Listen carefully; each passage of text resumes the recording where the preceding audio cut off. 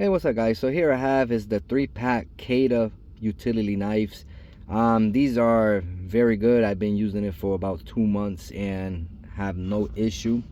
You can see there, foldable, easy to carry, high quality, quick blade change. You get 15 blades extra.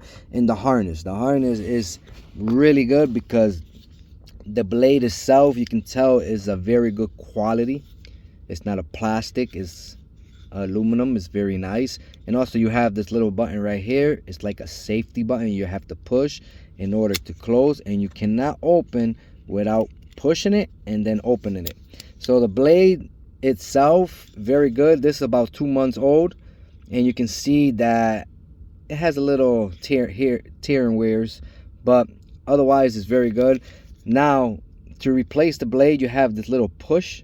You will push this and the blade will come out. Kind of hard to do with one hand. So this right here will release the blade. Let me show you what they look like. So that's the red one.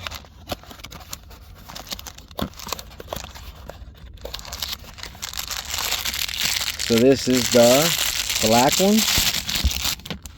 Very nice looking, beautiful. You can see right there. And the silver one.